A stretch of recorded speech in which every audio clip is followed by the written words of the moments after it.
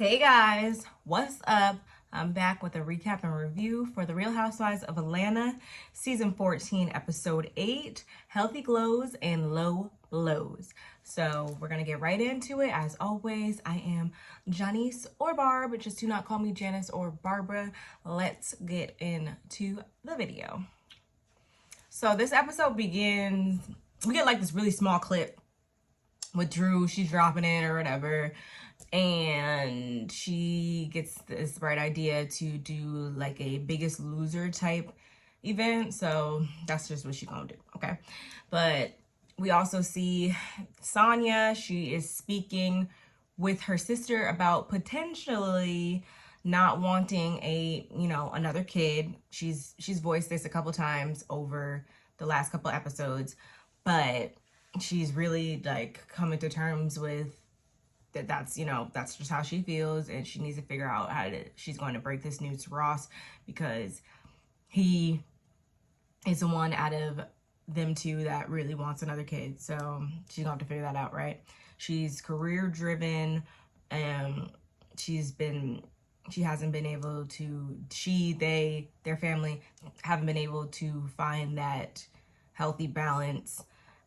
And to me, that just means that y'all are just not on the same page with it. And each person is justified in their feelings. But I try not to I try not to watch other reviews from other YouTubers before I do my reviews. But it's so hard, especially when I'm like not on time like I'm supposed to be. But anyway. So I was just watching earlier a review, and it was brought up that,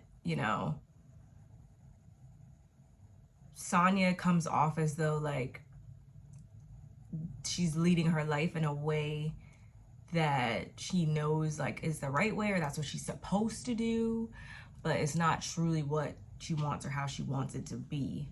And it's okay. We as women, like, our sole purpose on this earth does not need to be motherhood. It's okay for us to want to be all about our careers, be all about extracurricular activity, like whatever is our passion in life is okay if that's outside of kids. So I do understand that sometimes people agree, okay, we're gonna have like 25 million kids, and then once we get married, and then you get married and it's like, okay, woo, one and done. Like this just took me by surprise. Everything in a marriage at times can take you by surprise. So why would it be any different that you get into something thinking that it's gonna be one way and it might not be another thing? But that's why I also see how Ross could be like a bit torn up about this. And again, if this is like a deal breaker for you guys, then I'm not saying, you guys will figure out what you're willing to sacrifice and what you're willing to compromise on, and only them two can come to that conclusion on what is good for the family. And on another note too, if it's like she almost wasn't saying fully like what her issue with it, because it's like, okay, if you're not feeling supported and you have all these people around you, I don't know, I have a hard time feeling like that's the real true reason deep down inside. If it's as simple as you just don't want more kids, then that's fine. But it being from a lack of support, or like you have like some type of trauma left over from Ross not being present with Deuce, like I feel like that can be rectified. But I feel like if someone truly wants more kids, the reasons that she was giving, and it's not me belittling her reasons at all, but the reasons that she was giving, it almost seems like those are workable though still. Like those are just temporary things that can be worked out and facilitated if you really, want a kid. But anyway, rant over. Next, we see Sheree and Marlo. They link at the sauna. Kandi joins them, and she's all glammed up. And I really feel like this was a scene where Kandi probably was like, she really probably just didn't want to film with them based on the previous couple of episodes. If I was her, I'd feel the same way. But she was there nonetheless. She don't want no parts of going in the sauna because she says she has somewhere to go afterward. So she was like, I'm going to sit out here and be cute while you guys go in there and sweat to death. So, I want to say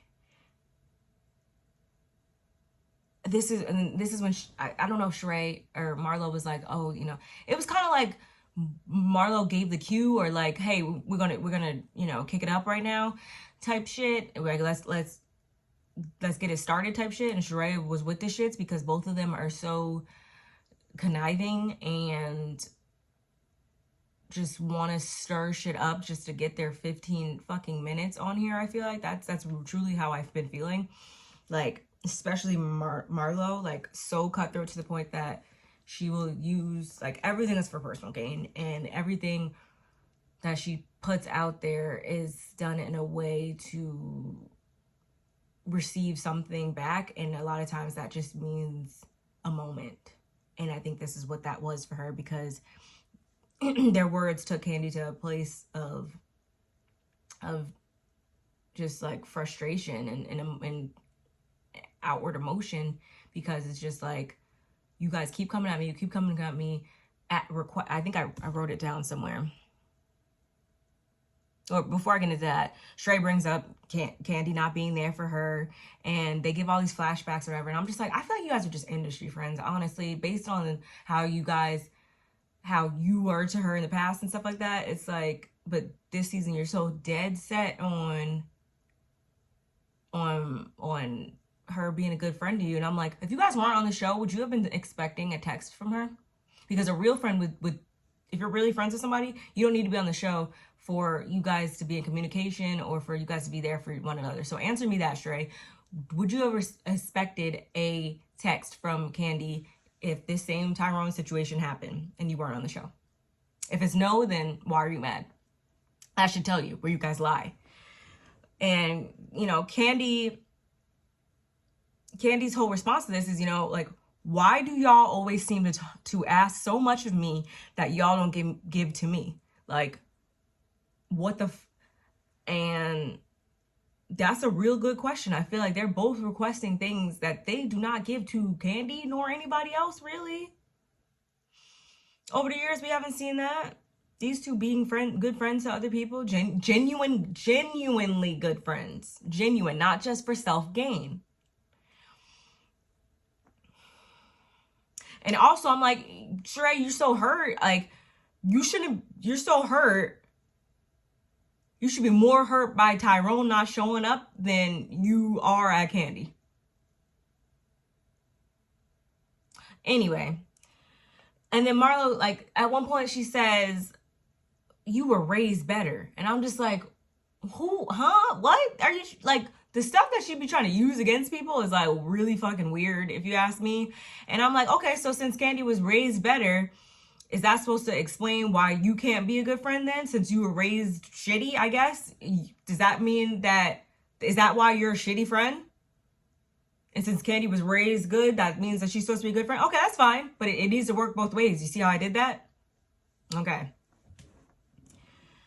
And, you know, Kandi's just drained, and I would be too. She, like I said, she gets upset. They all, like, are like, oh my God, like, yeah, we'll be better. We'll be better. We'll all do better. And I'm just like, you guys stirred up all that just to get this out of her and to have a moment. Done. Next, we get Sonia. She is making a nice dinner to break the news to Ross about her not wanting more kids. She can't cook for shit. She makes some sweet and sour salmon, and if it wasn't for her mom, like she said, it would be blackened salmon, and I agreed to that. So again, you have support. Anyway, it came out good. They're drinking my favorite Stella, which is the watermelon. And Ross came in looking good AF. Yes, I said it. I don't care. And she shares, you know, she just didn't expect him to be gone so much.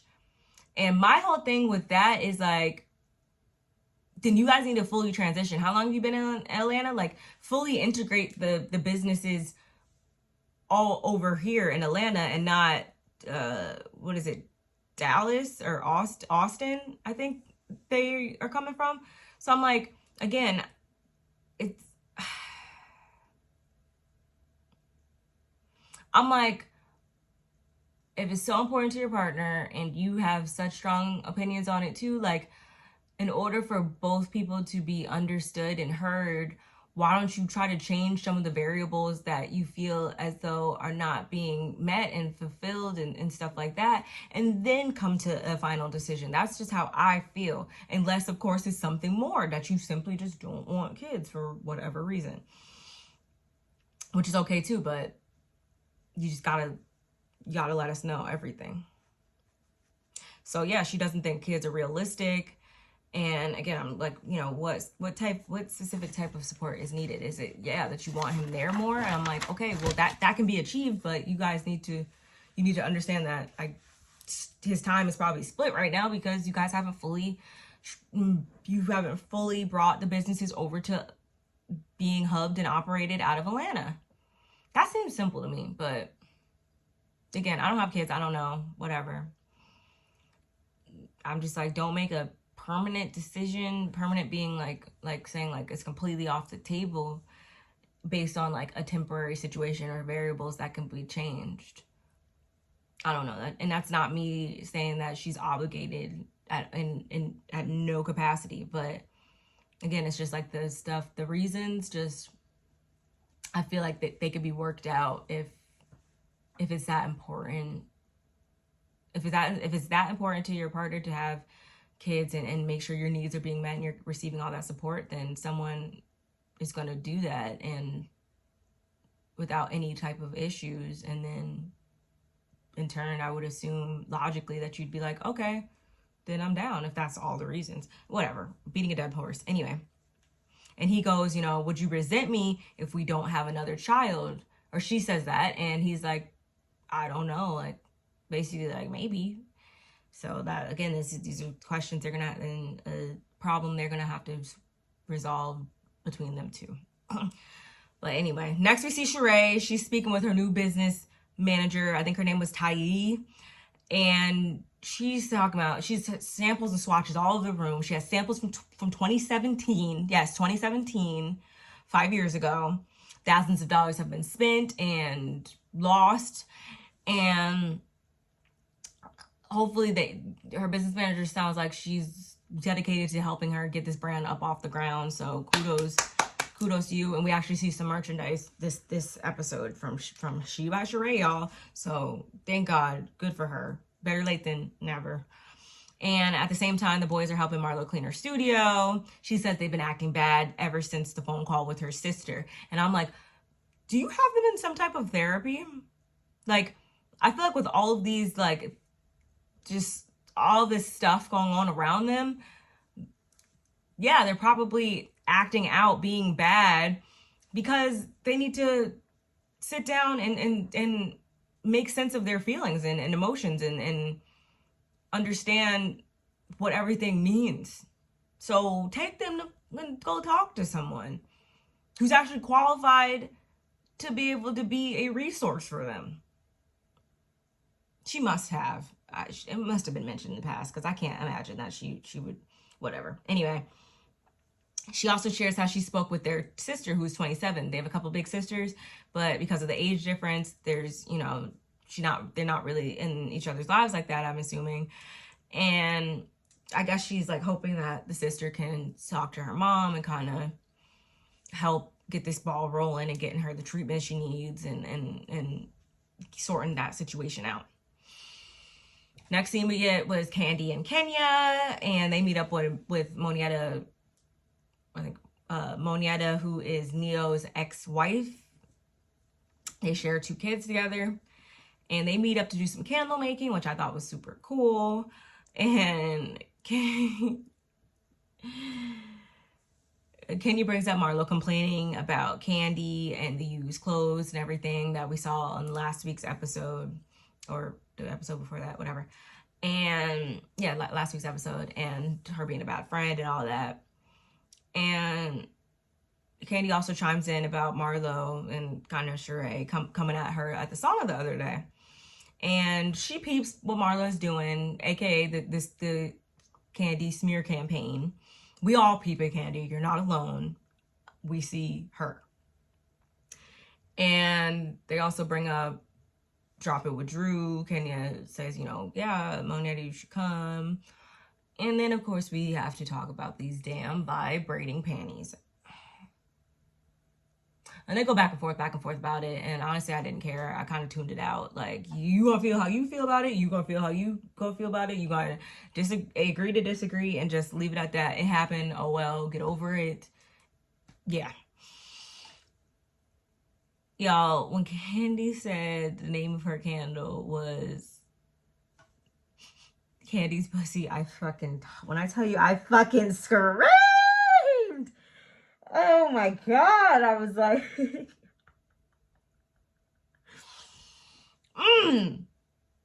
That was funny and very befitting. I do say so myself.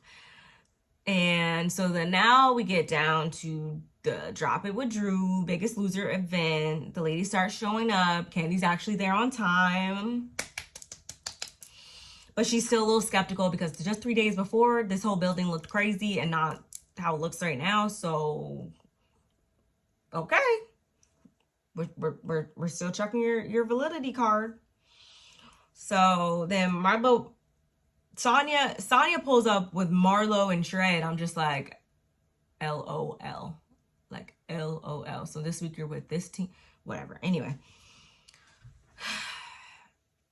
I guess she changed up her strategy. So then when Marlo walks in, she literally walks right past Kandi. They even show, like, Marlo ignoring Kandi. And she's like, yeah, like, you see, she's just ignoring me. Playing these games. Playing these stupid-ass games. And then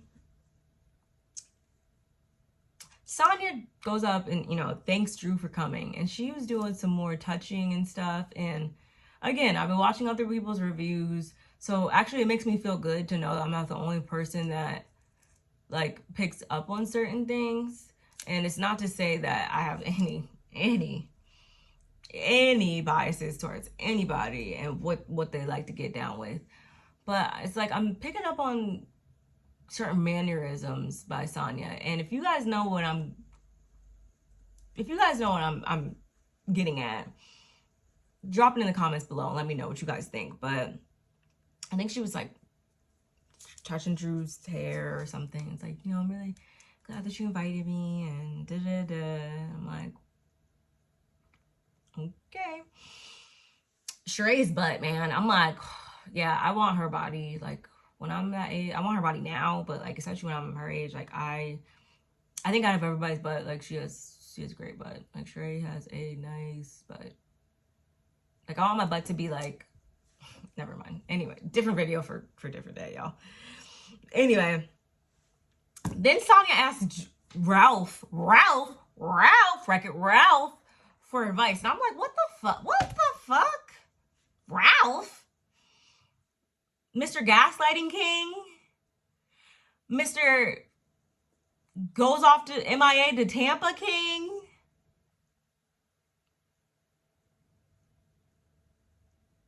Mr. I'ma still have my assistant in my life even though my wife already voiced her issues with it, Ralph? Okay, so, okay. And his whole thing really comes down to, like, busy ain't an excuse not to have kids. And although I can't stand Ralph, I, to a degree, can agree to that. Just meaning, not even with kids, but just like, if you really want something in life, I feel as though, you try your damnedest to get it done or whatever. And if you don't, then yeah, you don't have to try your damnedest. So with that being said, again, if it all comes down to just being busy and just like things just being all like crazy right now, then make them calm down. And I say that to not her, not just her, but a lot to Ross, because he's the one that's really adamant about having more kids. Then make them less busy and then have them, right? Okay.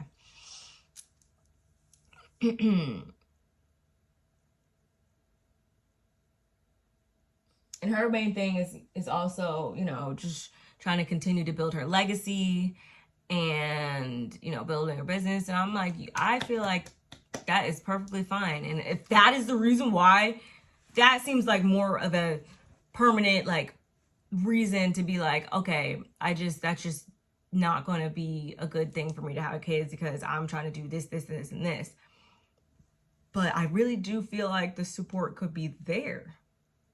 So I feel like that shouldn't be a factor. But again, I'm only seeing this from one angle in this screen for 1 hour every week. So I don't fucking know. Anyway. So they pan over to Marlo, and she of course denies ignoring Kandi as well as talking shit. Or at least she says that she wasn't the only one talking shit. She was like, oh yeah, you were saying something? Yeah, I was saying something. Like, so it was just like, I don't get that woman. I really don't. But anyway, so they start dropping it with Drew, or they're about to at least, and Todd gets a phone call. And apparently they have a trespasser on the property that jumped the gate to the community and to their property, was sitting on the porch. And it was just Blaze, it was just their kids and Blaze, Ace, and their Katrina, their nanny friend. And so Todd's like, get yourself, whatever. They run out, they leave, and you know, go to check and see if everything's okay. Atlanta PD was on the phone. Like, they're gonna make do a police report. All is well, but they still go home, you know, to see if everything is good, of course. So Marlo's like, oh, let's go be nosy. They run out, and that's when everyone comes out to parking lot and finds out that's what happened. Kenya finally shows up after like 75% of the workout, and she's like, oh, I'm just here to cheer you guys on. I've not liked Kenya and Kandi and Kenya have never been like my favorites in the past. But I tell you, like, I don't know, I'm just really enjoying them so much this season. I really am. She says, though, that she was late because Brooklyn had an open house. And so they all kind of wrap up and chat and whatnot. We also are introduced to Drew's business partner. Business partner being the actual owner and the woman who started this whole program, which was originally called the 21-Day Program. She's been having it up and running for 5 years. She has several branches in Chicago as well as some other places, I guess. And, you know, this was her trying to expand to Atlanta. So she thought, oh, like, who better to get someone who lives here and is known here, whatever. So that's why she got Drew. So the way that Drew, like, I get it. The way that Drew expresses and delivers the message it can be kind of misleading, and I get it, but she has stakes in it. She just wasn't the one to exactly start it up, no, or to really put much input into the exercises, I think. Anyway, so then at the same time, they're all coming at Drew like they always do. So then she calls out a charade about her She by Charade. I thought that was fucking hilarious. And then Monietta, she speaks on behalf of Kandi and pretty much asks Marlo, like, what happened or whatever. You know, it was almost like it seemed like Kandi was getting attacked or whatever. So Marlo takes the time to bring like Kenya into it. So then they go back and forth, and I feel like they both have the same argument where it's like the other one is just incapable of being a good friend. And so Marlo's like, can you teach me how to be a good friend? And Kenya's like, girl, bye. And so then Marlo, as usual in true Marlo fashion, drops the ball lower and does a whole, you know, you go low, I go to hell type shit, which is fine for some cases. Like, I could be like that. I'll tell you guys right now, like, I can be very unforgiving with my tongue if you get me to those levels. But to someone I ever called a friend, there's certain things that I will never let, certain cats I will never let out of the bag, even in the heat of the moment. Like, unless, of course, you're fishing for a moment like Marlo does. So she proceeds to say, you know, what's up with Mark? And what about Mark? You know, and your fake booty? And, you know, look, can you teach me how to keep a man or learn how to keep a man? So then they're like in each other's faces. And we also get, you know, some, actually, I'll get to that in a second. But they're separated, and Kenya actually winds up leaving because she's just like, oh, I'm just done with this. And Marlo says, you know, I'm from the hood. I'm not going to say anything about your mother, husband, or kids. If you guys have watched Real Housewives of Atlanta from the beginning seasons, you will know that Marlo is a fucking damn lie in this moment. And Bravo pulled out the receipts when she came for Kenya's mom, never not loving her. She came for her when she was like pregnant or whatever. Like, she's always coming for her. And then 10 minutes ago, you just came for her too when you said all that other bullshit. So shut up. Shut up. That's how I felt. So then we also see that Kandi and Todd have reached back home, and they play like the recording of this guy. Everybody's good. Everything's good. But they play the recording where this guy said that he was Beyonce's family member and T.I.'s son, and he was sent over here to do some music with Kandi or some like that. And I'm just like, all I was thinking is 5150. 5150, but I'm glad it didn't result in any bodily harm or anything crazy, but that was a little wild. That was a little wild, but I'm glad everybody's okay. Going back to the Drop It with Drew event, Sonia apologizes to Drew once and for all, and she says, you know, next time I will not wait to let you know like what's up if I have an issue. Okay, we'll see. So then at the same time, Drew's like, you know, yo, what's going on? And she's like, you know, she brings up the whole kids issue that she's having right now in her marriage. And Drew basically gives her advice from a place of make your husband happy. And I'm like, okay, see, that's where I got to get off the bus. Like, this is not a matter of like, let's just say fuck it and make the other person happy type thing. No, this is a thing where it's like, let's figure out how, or if it's even feasible for both of us to be recognized in this. That's what it should be. Not that, Drew, that's going to just breed resentment. Like, and no. So I have to sacrifice my body solely for the purpose of making this other person happy. Like, I need you to play that back. I think she didn't understand what she was saying, but y'all, that's pretty much it that happened for the episode. It was cute for what it was. I am really excited to see next episode though, because Marlo on the clips is like, she's been a fucking train wreck this season. Do you think they're gonna ask her back next season? Who do you think's gonna get asked back next season from this far? I know we're only like we're 8 episodes in. Who do you think is going to be asked back next season? I'm eager to find out what you guys think, because I know what I'm thinking in my own head, but I want you guys to tell me. So let me know in the comments below who you think is going to come back next season, or who you want to see come back next season based on what we've got so far during this season. And also let me know overall what you think of this episode and my review. As always, don't forget to like, comment, and subscribe, y'all. And I will see you guys in the next one. All right? Bye!